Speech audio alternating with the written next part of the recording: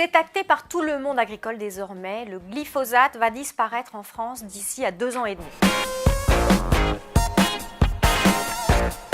Les ministères de l'Agriculture et de l'Environnement ont mis en place une task force de labos de recherche pour trouver des solutions de remplacement au glyphosate. On y parviendra dans 90% des cas. C'est l'avis de la plupart des agronomes. Ça va engendrer des innovations, ça va aussi engendrer des surcoûts, mais c'est possible. Restent des agriculteurs pour lesquels ce sera dur, ceux qui pratiquent l'agriculture en terrasse ou ceux qui pratiquent l'agriculture de conservation des sols. Et pour cela, c'est un vrai paradoxe. L'agriculture de conservation des sols est une pratique qui est très répandue au Brésil, par exemple, où les sols sont fragiles. Elle représente 7% des cultures mondiales. En France, c'est encore assez rare, mais on la trouve dans des régions où les sols sont fragiles ou assez pauvres. Le principe est assez simple.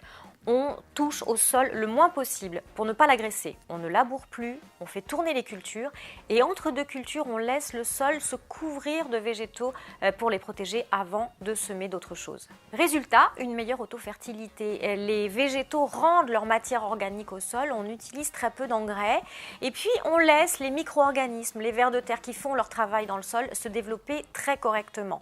Et puis aussi, on utilise moins de matériel agricole et donc moins de carburant. Ça n'est pas à proprement parler une agriculture bio, mais c'est une agriculture très respectueuse de l'écologie, de la durabilité et qui permet aussi, et ça n'est pas négligeable, d'avoir de bons rendements. Problème, on doit utiliser du glyphosate pour détruire les couverts végétaux et pouvoir ressemer après. Promouvoir une agriculture vertueuse comme l'agriculture de conservation des sols, ça veut donc dire accepter un petit peu de glyphosate, au moins pour une période transitoire, ou alors y renoncer au profit de cultures qui utilisent plus de produits phytosanitaires, pas toujours très ragoûtants. On peut donc déjà le dire, il y aura des exceptions au moins temporaires à la fin du glyphosate en France. Évidemment, on ne peut plus défendre le glyphosate. Le sens de l'histoire est qu'il disparaisse. Mais on peut constater que ce sujet qui a été confisqué par la politique au détriment de la science n'a pas été traité avec toutes les nuances qu'il aurait fallu.